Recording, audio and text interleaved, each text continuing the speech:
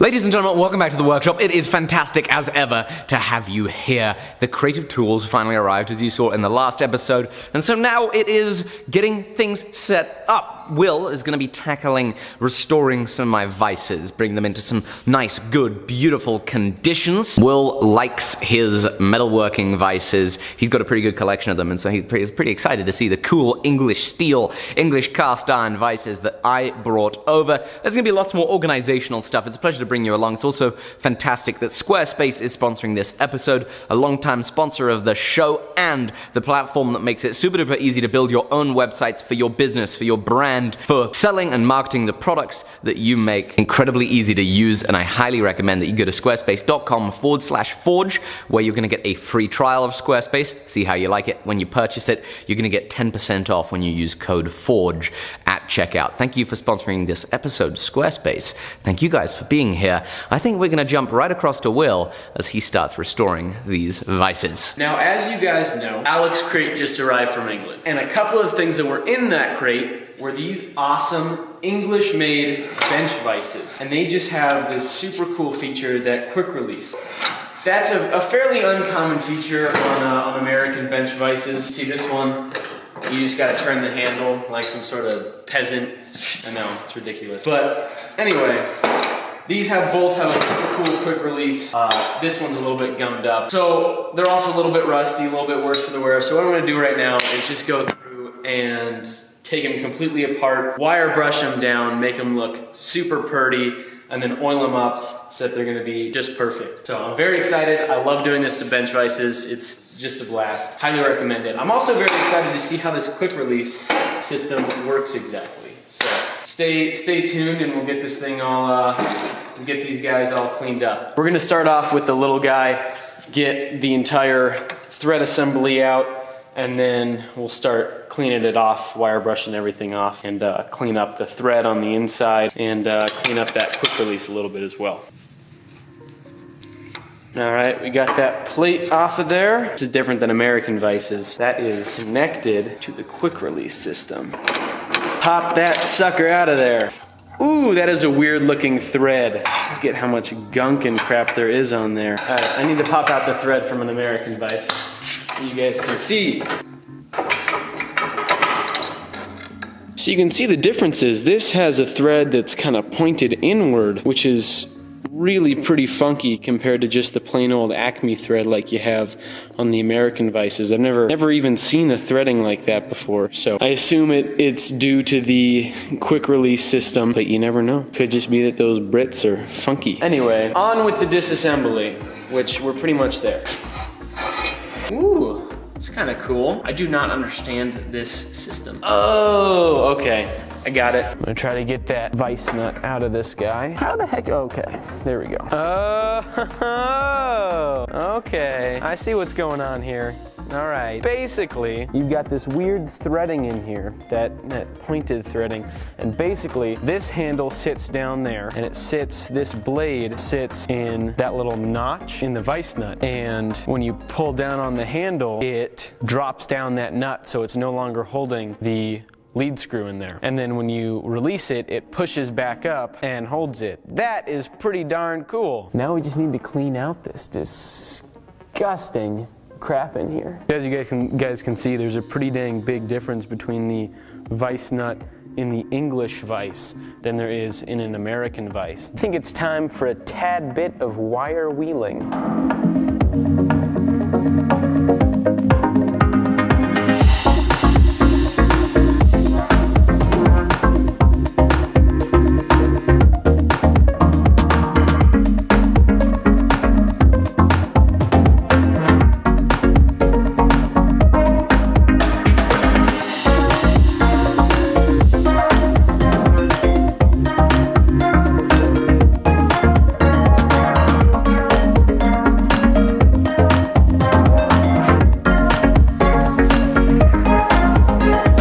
So now that we've got all the parts that we want to wire wheeled off, we're gonna go ahead and go through and degrease the inside, and then move on and boiled linseed oil the whole thing, which is a nice protective coating. It darkens it up a little bit, just makes it look real nice. Just gonna go ahead and kind of just coat this thing in degreaser. The inside here is The inside of this dynamic jaw isn't very nasty. Can't really get in there with a wire brush or with a wire wheel. So, best we can do is just degrease it and scrub it out. Ew. Ugh. It's not good.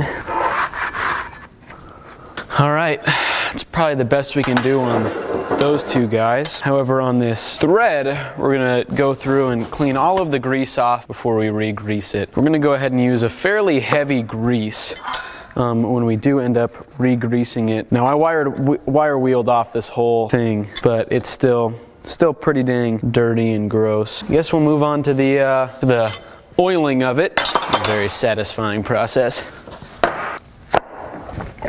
As you can see, that really darkens it up quite a bit, evens up the finish a little bit more, takes away kind of any rust color that it had. Now, there are some tight spots in here where the wire wheel just wouldn't get, and the boiled linseed oil kind of helps. And it actually darkens up rust by itself quite a bit. It'll turn it into more of a gray. Just gonna go ahead and pour a little drop of this on there, and I'll just, ooh, that was close. Just spread that around. That slide looks very nice. Slide, jaw, all looks good. Time to move on to the main body of it. All right, time to get this thing back together.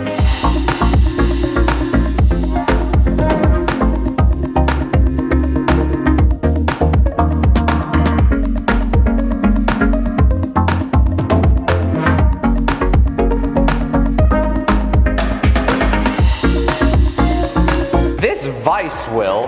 Oh my goodness, you have done a good job cleaning that up. Thank you. It looks so much better. You guys remember, and by remember I mean you can scroll back in the video because it's a video. It looked pretty much exactly the same as this thing, and now it looks beautiful and amazing and lovely. And now we got to do this guy, which is like twice the surface area. So that'll be the rest of the day. And while Will does this, I am going to tend to all of this mess.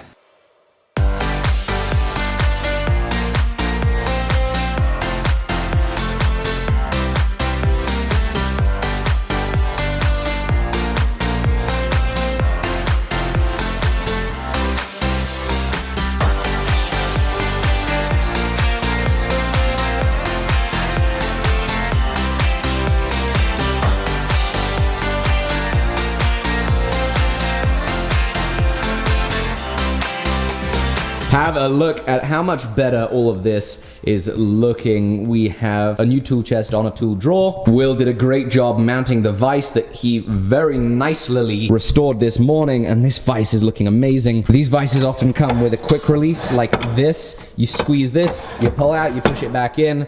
Took some fussing to get that all working again once it was taken apart, but now, let me tell you, that is one smooth working vise, and oh so beautiful, so great job, Will. He's also started to get his vise here mounted. This is one of his American vices. It's got the swivel base, pretty fancy beast, and he's also mounted his Wilton here. At this angle, the idea being, this might be the kind of spot where we want to put a 2x4 for hand sanding. We got lots of beautiful stuff up on the walls. It is very exciting to have some of this work with me here, all the way from the United Kingdom. We still have lots of organizing to do. It's the evening right now, so I'm gonna go ahead and cut this right now. See you in the morning, and hopefully the cold that I have right now is gonna be a little better when I next say hello. Well, it's early in the morning now, and feeling a little bit better. Now, the first thing that we're gonna do today is we found a bandsaw on Craigslist. I had a really nice bandsaw in the UK. I had to give that back to Bailey, and so we've been keeping our eye out on a bandsaw. We were very tempted by the idea of getting one of those vertical Marvel bandsaws. Jason from Fireball Tools, he was really speaking highly of them. It's a pretty big investment, and it takes a good deal of space in the workshop. We found a bandsaw on Craigslist, semi-decent price on it, and so we're gonna go and have a look at it and maybe pick it up.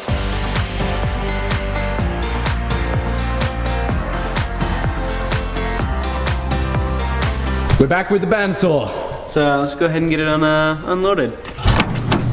It's a 7x12 capacity, I think. Pretty big old thing. It doesn't have a mitering head on it though, so you have to, anytime you want to do a miter, you got to change the angle of the actual whole saw, because you have to miter it from the vise. We just got to pull it down off of the truck, bring it back in the shop, and put it in front of the steel rack.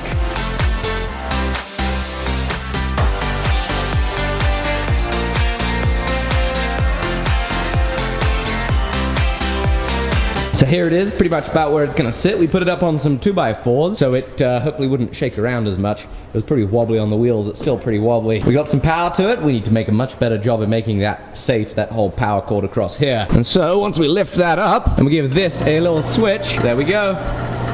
The saw, she cuts, and pretty simple here. This thing here hits that switch and turns it off once it reaches the bottom. There we go. Easy peasy. So that's pretty good. It is set up for coolant, but it hasn't been plumbed in. So we have a pack of hose and I guess some fittings. And so we'll get this thing sorted with coolant. I really like to cut with coolant. Since we do so much Damascus cutting, it's so hard, you know, keeping it cool, keeping the cut lubricated. I like it, helps keep the blades last a little bit longer. This pillar drill, right there. We finally got it wired up properly, and it is plugged in. And ready to go. This is the variable speed one. Here's our little start. Oh my goodness. That thing has some speed. I'm gonna turn this dial to adjust the speed. Depending on which motor there is, we don't know which one this is.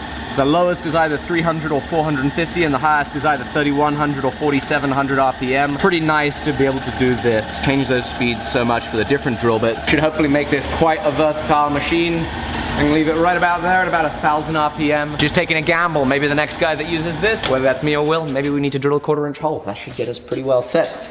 This is just a really nice machine. There's very little slop in the quill, so it's a very tight tolerance there. It means it probably hasn't been, you know, mechanically abused too much. Obviously, we knew that there's big amounts of problems with the motor, but the thing runs. She sounds very nice. It means that this is ready to drill some holes. We just need a mill and a lathe to arrive. We're still waiting on that. So what we've just done is run this clear plastic hose from the little pump and motor down here, and it runs up and it does a little squiggly do and then comes up and along. We mounted it to the bandsaw so it moves and flexes with it, and now we can run coolant. So that's fun. That means we gotta take some of this Syncool, synthetic cutting and grinding fluid. We're gonna have a look at it. Cut off sawing 1 part to 15 to 25 parts water. So if we have, it's probably what? 2 gallons? Oh my goodness, I missed liters and metric. 10 liters. We need half a liter of this stuff. Let's have a look, see. 100 milliliters, 200 milliliters, 300 milliliters, 400 milliliters, 1/8 of a gallon. Very scientific. Science at its finest. And then we're gonna pour this in. That's about 1 gallon, gallon and a half, I'd say. Oh no, gallon 0.67, 7 liters. Oh, we're making a mess. My ichrometer is telling me we need a little more Syncool. Now we need even more water. So that means we can give this a test cut with some coolant. In we go with the steel. You wanna give it a clamp? Turn on the machine. Turn on the coolant. We do not know if the coolant works. Is it going? Nope. Nope. We're having a slight issue. The coolant isn't flowing. Okay, that's not good. This is the inside of the machine. That's the bucket of coolant. There's the pump that's not working. Back there is the switch housing for the coolant pump. We're gonna see if we can unscrew it, pull it out, mess with the wires, and make it work. There we go. I have no idea what I'm looking at. I think it's a switch, Will. Oh man, those connections are super dusty.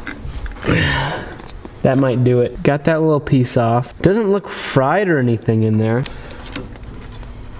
Let's see if us just fussing around with it a little bit helped at all. Hey Will, Yeah? don't you love all the success that we have with the purchases here at the workshop? Oh, they're so good. It's so exciting. I think our electrician likes these purchases quite a bit. Yeah, he does. So the coolant doesn't work, but I do think It will be just a tragic end to this video if we didn't at least cut some steel. Coolant or not essential for a piece of mild steel. And so, for its maiden voyage, here at this workshop, let's cut some steel. It's a real live bandsaw. It works. It's real live bandsawing. You can really use this something to make it a little bit cooler. Here, how about this? Great idea, Will. That made it much cooler. Reading the comments of the last video, it suddenly struck me. I never ever explained what happened to the concrete. you remember we cut the concrete up. and the guys got rid of the concrete. They broke it up with a bobcat, and then all of a sudden the concrete's back here. Well, the day I left for Christmas is when they poured it, so I wasn't able to get any footage of the concrete being poured, but the concrete is poured 2 feet deep. There are 2 layers of rebar. It looks like they did a very good job. So we have 24 inches of concrete in this space. Now the reason we didn't just pour a 6-inch slab in this area is because the whole idea of having a 6-inch slab under the power hammer is like the whole shop is a 6-inch slab. Since this is just a small area that we've concreted as the foundation, we've made it much heftier so it can better support the load and also isolate all of the shock and vibrations that this big pad is taking from this thin, weak pad. So hopefully we don't break the rest of the building at all with any power hammering. We're going to be mounting the motor up to the power hammer here pretty shortly, and in just a few more days we're going to be able to turn it on. Hopefully we'll have that coolant pump fixed very soon, and as I round out this video, I want to thank today's sponsor, which of course is Squarespace. It's a website building platform, and what I find really exciting is when you guys take that link, squarespace.com/forge, and that coupon code FORGE, when you get yourself 10% off, you take that link and you build your own websites to showcase your business, to showcase you. One of you reached out and sent me a link to the website that you built on Squarespace. This is Gemini Bespoke Knives, and it is just fantastically clean. He asked my opinion, he asked what I thought about this, and I thought it was just a really beautiful site. Works really well on mobile, and it showcases his work really beautifully. It's very picture-friendly, mobile-friendly. It's just fantastic. You know, us craftspeople, people that make things with our hands, we're not always the most computer-savvy people. I certainly know I have no idea how to write a single line of code, and so Squarespace really saved my bacon as I started my business and wanted to put myself out there and have people buy my products. So thank you, Squarespace, for making it super easy to build a fantastic website. Thank you, Gemini Bespoke Knives, for sending me that link. I really appreciate that, because you killed it on that website. It looks fantastic. So thrilled to see people using the products from our sponsors. Be sure to get your free trial with Squarespace at squarespace.com/forge. And of course, after that free trial, when you decide to sign up, when you use code FORGE, you're going to get 10% off. Thank you, Squarespace, for sponsoring this episode. Thank you guys for watching. I cannot wait to see you on the next one very soon. Bye-bye.